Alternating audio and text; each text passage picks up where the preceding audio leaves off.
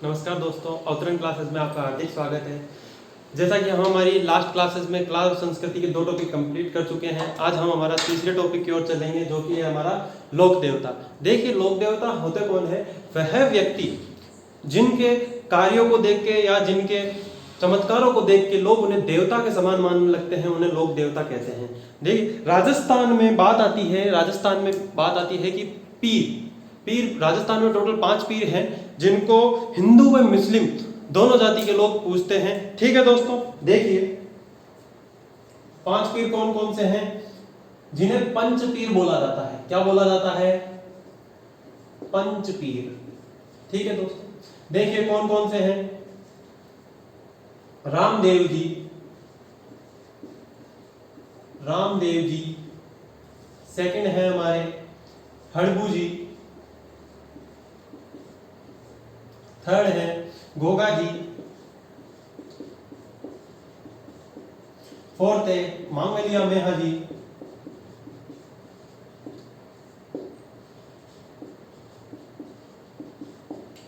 Fifth है पाबू जी।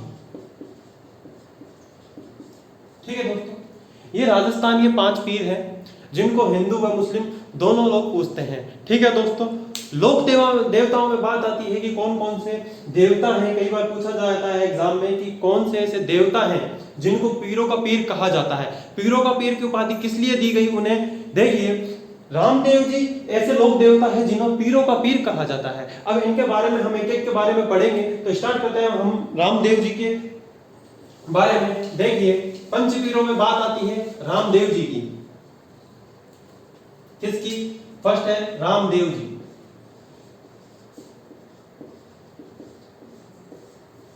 रामदेव जी, देखिए रामदेव जी का जन्म कहां पे होता है? उड़कास मेरू गांव, शिव तहसील, बाड़मेर के अंदर। कब होता है? 1405 ईस्वी में होता है। ठीक है, इनका जन्म कब होता है? 1405 ईस्वी में। कहां पे होता है? एक स्थान आता है उड़कास मेरू गांव। तहसील कौन सी? शिव तहसील। और कहां पे आती है ये शिव तहसील? बाड़मेर। ठीक है दोस्तों, देखिए यहां पे इनका जन्म हुआ। ठीक है, इसके बाद ये कहां पे जाते हैं? एक बाल्यावस्था में कहते हैं भैरव नामक राक्षस था, भैरव राक्षस नाम का एक राक्षस था, उसका इन्होंने वध किया था। तो वो कहां पे किया था? सातलमेर। कहां पे किया था? सातलमेर, जो कि वर्तमान में क्या है? वर्तमान में इसका नाम क्या है? वर्तमान में इसका नाम है पोखरण। ठीक है, देखिए कहते हैं यहां पे कौन था? भैरव राक्षस। ठीक, कहते हैं बाल्यावस्था में रामदेव जी सातलमेर में एक भैरव राक्षस था, उसका वध किया था। ठीक है दोस्तों, तो फिर वहां कहां पे रहने लगे? पोखरण में रहने लगे। कहां पे रहने लगे? पोखरण में रहने लगे। तो पोखरण में रहते हुए, पोखरण में कौन कौन रहता है? पोखरण में कौन कौन रहने लगे? रामदेव जी, इनकी पत्नी नेतल देव। ठीक है दोस्तों, और इनकी बहन सुगना बाई। ठीक है, देखिए अब पोखरण में कौन कौन रहने लगे? रामदेव जी, इनकी पत्नी नेतल देव और सुगना बाई। देखिए कहते हैं सुगना बाई का विवाह कहां पे हुआ? सुगना बाई का विवाह हुआ पुंगलगढ़ के जमींदार, जो कि कहां पे है? बीकानेर के जमींदार थे। कौन थे? बीकानेर के जमींदार थे विजय सिंह। बीकानेर के जमींदार विजय सिंह के साथ क्या होता है? रामदेव जी की बहन सुगना बाई का विवाह होता है। ठीक है दोस्तों, तो देखिए ये रामदेव जी क्या करते हैं? सुगना बाई कहती है रामदेव जी से कि मैं पोखरण को छोड़ के कहीं पे भी नहीं जाऊंगी। तो रामदेव जी कहते हैं बहन तुम भी क्या याद रखोगे, मैं पोखरण तुम्हें दहेज में देता हूं। देखिए अब इनको ये दहेज में दे दिया, तो अब रामदेव जी यहां पे रुकेंगे तो है नहीं। तो अब रामदेव जी कहां जाते हैं? पोखरण के बाद कहां जाते हैं? रुणीचा में जाते हैं। कहां पे जाते हैं? पोखरण से जाते हैं रुणीचा में। रुणीचा में। ठीक है, रुणीचा कहां है? जैसलमेर। जब ये रुणीचा में जाते हैं तो देखिए एक वृक्ष के नीचे बैठते हैं। कहां पे बैठते हैं? एक वृक्ष के नीचे बैठते हैं ये। तो यहाँ पे एक बच्ची आती है रोती हुई, जिसका नाम है डाली बाई। कौन आती है? डाली बाई। ठीक है दोस्तों, ये डाली बाई आती है तो रामदेव जी पूछते हैं क्यों रो रही है? तो डाली बाई बताती है कि हमारे गांव में जो अछूत होता है, छूत अछूत होता है, उसे बहुत मान्यता दी जाती है, छूत अछूत बहुत माना जाता है, तो इस वजह से मुझे गांव से निकाल दिया गया है। तो रामदेव जी क्या करते हैं? डाली बाई को अपनी सगी बहन तो होती है इनकी सुगना बाई, और इसको क्या बना लेते हैं? धर्म की बहन बना लेते हैं। अब आगे चलते हैं, देखिए दोस्तों,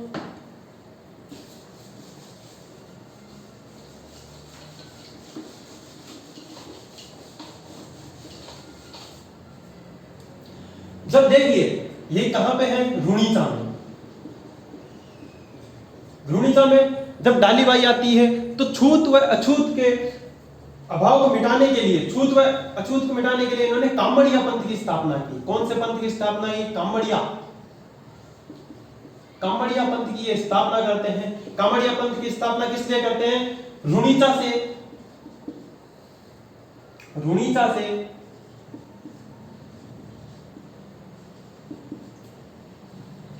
से अछूतों का उद्धार करने के लिए पूछ लिया जाता है कि कामड़िया पंथ क्या है? कामड़िया पंथ किसने चलाया? रामदेव जी के द्वारा चलाया गया। क्या, किस लिए चलाया गया? रुणीचा में अछूतों का उद्धार करने के लिए। ठीक है दोस्तों, आगे चलते हैं। देखिए अब इनकी कामड़िया पंथ से कुल 3 शिष्याएं थी। कौन कौन थी? एक तो इनकी सगी बहन सुगनाबाई, दूसरी धर्म की बहन डालीबाई, और तीसरी थी आई जी माता। कौन था? आई जी माता। ठीक है, और इनकी शिष्या कौन थी? डालीबाई और सुगनाबाई। ठीक है दोस्तों, उम्मीद कर रहा हूं आपको ये समझ में आया होगा। अब आगे चलते हैं। देखिए रुणीचा में, देखिए जो इनके रुणीचा में क्या होता है? रीखिया शब्द यूज किया जाता है। तो देखिए रीखिया शब्द किस लिए यूज किया जाता है? जो मेघवाल जाति के जो भक्त होते हैं,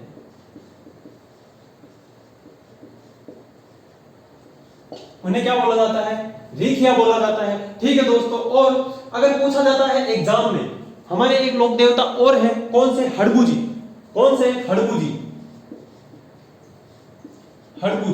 देखिए हड़बू जी इनके क्या लगते हैं? हड़बू जी इनके मौसेरे भाई लगते हैं। एग्जाम में पूछा जाता है हड़बू जी और रामदेव जी में क्या संबंध है? तो ये क्या है? मौसेरे भाई। ठीक है दोस्तों, ये तो है कुछ इंपोर्टेंट पॉइंट। अब आगे चलते हैं इनके बारे में, रामदेव जी के बारे में और पॉइंट देखते हैं हम।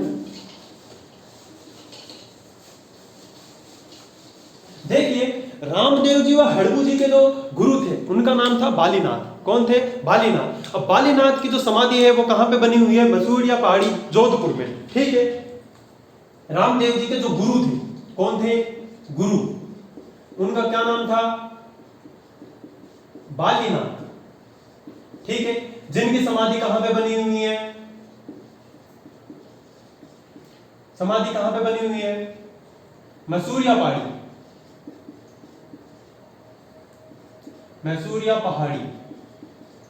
ठीक है दोस्तों, जो कि कहां पे है? जोधपुर में। ठीक है, यही गुरु बालीनाथ जो रामदेव जी के गुरु थे, वही किनके गुरु थे? हड़बू जी के गुरु थे। ठीक है, एग्जाम में पूछा जाता है रामदेव जी के पिताजी का नाम। किनका नाम? रामदेव जी के पिताजी का नाम। तो देखिए इनके पिता जो थे, इनके पिताजी कौन थे? पिताजी का नाम क्या था? अजमाल जी। कौन था? अजमाल जी। ठीक है दोस्तों, पूछा जाता है इनकी माताजी का नाम। माताजी कौन थे? नैना दे। कौन थे? नैना दे। ठीक है, इनकी पत्नी का नाम पूछा जाता है, जैसा कि अभी हमने पढ़ा था। कौन थी इनकी पत्नी? नेतल दे। कौन थी? नेतल दे। ठीक है दोस्तों, और इनकी बहन सुगनाबाई। ठीक है दोस्तों, अब इनके मंदिर की बात आती है, इनका जन्म कब हुआ, 1405 ईस्वी में। अब उसी के अनुसार इनके मेले भी होते हैं। अब देखिए इनके बारे में कुछ और चीजें देखते हैं हम। देखिए जो रामदेव जी के मंदिर होता है, जो रामदेव जी का मंदिर होता है, जो रामदेव जी का मंदिर होता है उसे क्या बोला जाता है, देवरा बोला जाता है। क्या बोला जाता है, देवरा। ठीक है, जहां पे क्या होता है, इनके पगलियों की पूजा होती है। तो साफ साफ अगर इनके पैरों की पूजा होती है, पगलियों की पूजा होती है, तो इसे क्या बोला जाता है, देवरा बोला जाता है। और पगलियों की पूजा होता है तो ये मूर्ति पूजा के विरोधी थे। कौन थे, मूर्ति पूजा के खिलाफ थे। इनकी जो ध्वजा होती है, मंदिर की जो ध्वजा होती है, उस कितने कलर की होती है, 5। ठीक है, उसे क्या बोला जाता है, एग्जाम में पूछा जाता है, जो ध्वजा होती है उसे बोला जाता है नेजा। इनके मंदिर को क्या बोला जाता है, देवरा। ठीक है, इनके पगलियों की पूजा होती है। किनकी पूजा होती है, पगलियों की पूजा। ठीक है दोस्तों, पूछा जाता है रामदेव जी के जो मंदिर की, देवरे की जो ध्वजा होती है वो कितने कलर की होती है, 5 कलर की होती है। उसे क्या बोला जाता है, नेजा बोला जाता है। और जो इनका मंदिर होता है उसे क्या बोला जाता है, देवरा बोला जाता है। देखिए मंदिरों पे हर भगवान का नाम लिखा रहता है, जिस भगवान का भी मंदिर होता है उस पे नाम लिखा हुआ रहता है, लेकिन इनके मंदिर पे क्या लिखा हुआ है, राम देवरा लिखा हुआ है। ठीक है दोस्तों, देखिए जो ये राम देवरा है कहां पे, देखिए टोटल राम देवरा 5 है। कौन कौन से स्थान पे है, अब वो देखते हैं हम। देखिए इनके जो प्रमुख मंदिर है, प्रमुख मंदिर है वो कौन कौन से हैं, रामदेव जी के कौन कौन से प्रमुख मंदिर है। देखिए भारत में जो सबसे बड़ा मंदिर है वो रुणीचा का रामदेवरा है, जो कि कहां पे है, जैसलमेर में है। तो देखिए फर्स्ट इनका जो मंदिर होगा वो कहां पे होगा, रुणीचा, जो कि रुणीचा में कौन सा है, रामदेवरा। ठीक है, ये क्या है, भारत का सबसे बड़ा रामदेव जी का मंदिर। ठीक है दोस्तों, दूसरा मंदिर कहां पे आता है, मसूरिया पहाड़ी में। कहां पे, मसूरिया पहाड़ी में, जो कि कहां पे है, जोधपुर में है। ठीक है दोस्तों, पहला मंदिर कहां पे है, रुणीचा में है, जो कि कहां पे है, वहां पे कौन सा मंदिर है, भारत का सबसे बड़ा रामदेव जी का मंदिर है। और दूसरा कहां पे है, मसूरिया, मसूरिया पहाड़ी पर है। कहां पे है, मसूरिया पहाड़ी पर, जो कि कहां पे है, जोधपुर। पूछा जाता है रामदेवरा कहां पे है, तो ये रामदेवरा कहां पे है, जैसलमेर में। ठीक है दोस्तों, थर्ड जो इनका मंदिर है वो कहां है, विराटिया।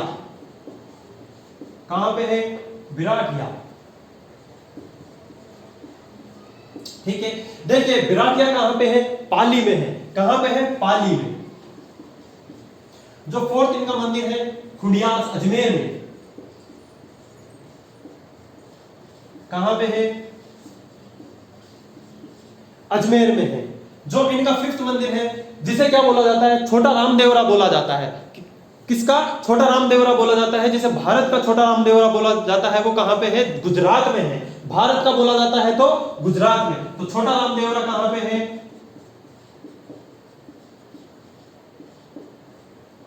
कहां पे है दोस्तों, गुजरात में। ठीक है, देखिए आगे चलते हैं।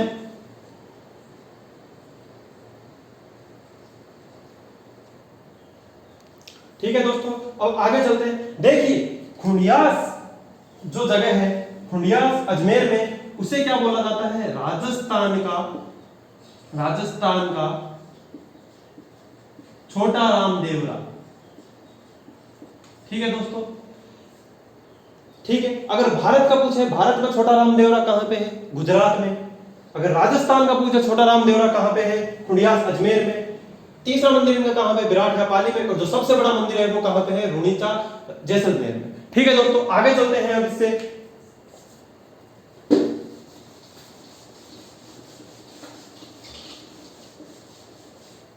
ठीक है, देखिए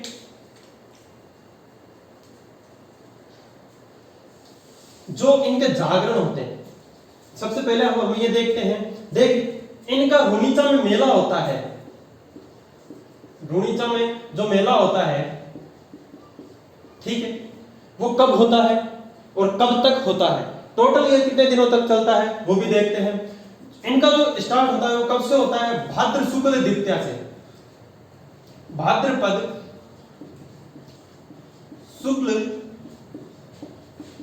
द्वितीया से कब तक चलता है, भाद्रपद शुक्ल एकादशी तक। कब तक चलता है, एकादशी। ठीक है दोस्तों, ये एकादशी को क्यों किया जाता है इसका रीजन भी अभी हम पढ़ेंगे। देखिए जो मंदिर के बाहर नृत्य होता है, एक रामदेव जी रुणीचा के बाहर, ये देखिए कामड़िया पंथ की इन्होंने स्थापना की, तो यहाँ पे जो नृत्य होता है 13 ताली नृत्य होता है, और वो कौन करता है, कामड़िया पंथ की महिलाओं द्वारा किया जाता है। तो यहाँ पे जो नृत्य किया जाता है वो कौन सा नृत्य किया जाता है, 13 ताली नृत्य। 13 ताली नृत्य क्या, किसके द्वारा किया जाता है, कामड़िया पंथ की महिलाओं द्वारा। ठीक है दोस्तों, और जो अंदर रात को जागरण किए जाते हैं, जो रात्रि में जागरण किए जाते हैं, रात्रि जागरण को क्या बोला जाता है, जम्मा। क्या बोला जाता है, जम्मा। ठीक है, अब देखिए यहां पे मेला बनता है, तो यहां पे इनके जो यात्री आते हैं, जो यात्री आते हैं उन्हें क्या बोला जाता है, जो पैदल यात्री आते हैं उन्हें क्या बोला जाता है, जातरू बोला जाता है। क्या बोला जाता है, जातरू बोला जाता है। ठीक है, देखिए ये कब से स्टार्ट होता है, भाद्रपद शुक्ल द्वितीया से स्टार्ट होता है, और कब तक होता है, भाद्रपद शुक्ल एकादशी तक चलता है। ठीक है, देखिए भाद्रपद शुक्ल एकादशी को 1458 में, 1458 ईस्वी में ये क्या लेते हैं, जीवित समाधि लेते हैं। ये क्या लेते हैं, जीवित समाधि, जीवित समाधि लेते हैं। ठीक है दोस्तों, और कहां पे लेते हैं, एग्जाम में कई बार पूछा भी है कि रामदेवरा जो स्थित है वो कहां पे स्थित है, रुणीचा में स्थित है। जो ये रुणीचा है वो कहां पे स्थित है, राम सरोवर झील की पाल पर स्थित है। कहां पे है, राम सरोवर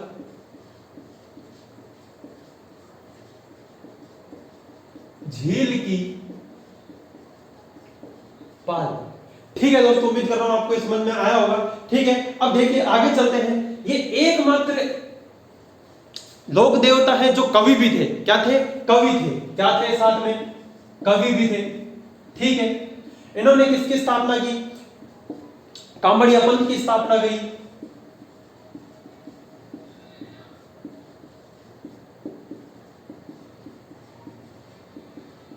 ठीक है, किस लिए करी वो भी हम पढ़ चुके हैं, किस लिए करी, अछूतों का उद्धार करने के लिए करी। ठीक है, देखिए जो यहां पे लोक नाट्य होता है, जो यहां पे लोक नाट्य होता है उसे क्या बोल, वो कौन सा नाट्य होता है, रमत। रमत एक लोक नाट्य है जो कहां भी किया जाता है, रुणीचा में किया जाता है, रामदेव जी के यहां पे। ठीक है, देखिए जो इनकी फड़ होती है या पढ़ होती है, इनकी जो फड़ होती है वो कब कौन गाता है, किसके द्वारा गाया जाता है, रावण हत्ता के द्वारा। रावण हत्ता, ये क्या है, रावण हत्ता एक वाद्य यंत्र है। जब हम आगे चलेंगे तो वाद्य यंत्रों में इनको पढ़ेंगे, रावण हत्ता किस प्रकार का वाद्य यंत्र है। ये फड़ किसके द्वारा गाई जाती है, रावण हत्ता के द्वारा गाई जाती है। और यहां पे भक्तों द्वारा ब्यावले भी गाए जाते हैं। क्या गाए जाते हैं, भक्तों द्वारा ब्यावले, ब्यावले गाए जाते हैं। ठीक है, रामदेव जी कहां पे मेला लगता है, रुणीचा में लगता है। कब लगता है, भाद्र शुक्ल द्वितीया से भाद्र शुक्ल एकादशी तक लगता है। जो इनके मंदिर के बाहर जो नृत्य होता है वो कौन सा नृत्य है, 13 ताली नृत्य, जिसे कामड़िया पंथ की महिलाएं करती है। ठीक है, भाद्रपद शुक्ल एकादशी को क्या हुआ, भाद्रपद शुक्ल एकादशी को 1458 ईस्वी में इन्होंने क्या करा, रामदेव जी ने जीवित समाधि ली। ठीक है दोस्तों, अब देखिए एक बार हम रिवाइज कर लेते हैं।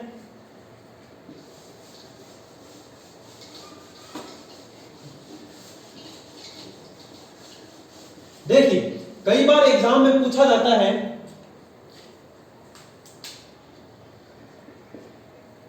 इन्हें नीले घोड़े वाले बाबा भी बोला जाता है। इन्हें क्या बोला जाता है? नीले घोड़े वाले बाबा। क्यों बोला जाता है? क्योंकि इनकी जो घोड़ा था, इनका जो घोड़ा था वो कैसा था? नीला घोड़ा था। इनके मंदिर में क्या चलते हैं? हाथ से निर्मित घोड़े, ठीक है, हाथ से निर्मित घोड़े भी चढ़ाए जाते हैं और वहां पे, ठीक है, मेले के अंदर काफी ये सारे घोड़े मिलते भी हैं। ठीक है दोस्तों, देखिए रामदेव जी के बारे में हमने क्या क्या पढ़ा। इनका जन्म कहां पे हुआ? जन्म कहां पे हुआ इनका? उड़कास में रुसियु तहसील बाड़मेर में हुआ। ठीक है दोस्तों, फिर ये कहां पे गए? पोखर कहां पे गए? सातलमेर गए। सातलमेर में इन्होंने क्या किया? भैरव राक्षस का वध किया और वहां पे उसका नाम क्या कर दिया? इन्होंने पोखरण रख दिया। ठीक है दोस्तों, अब पोखरण में क्या हुआ? इनकी बहन की जब शादी कर रहे थे, कहां पे कर रहे थे? बीकानेर के एक जमींदार थे उनके साथ। ठीक है दोस्तों, तब ये विवाह में क्या करते हैं? सुगनाबाई कहती है कि मैं पोखरण को छोड़ के कहीं पे भी नहीं जाऊंगी। तो रामदेव जी क्या करते हैं? उन्हें ये दहेज में दे देते हैं। और ठीक है दोस्तों, उसके बाद ये रामदेव जी कहां पे चले जाते हैं? रुणीचा में चले जाते हैं। और रुणीचा में क्या करते हैं? कामड़िया पंथ की स्थापना करते हैं और वहां पे ही इनका मंदिर है। कहां पे है? रुणीचा में, राम सरोवर झील की पाल पर है। ठीक है दोस्तों, उम्मीद करता हूं आपको ये समझ में आया होगा और पसंद आया हो तो लाइक एंड सब्सक्राइब जरूर करें। धन्यवाद।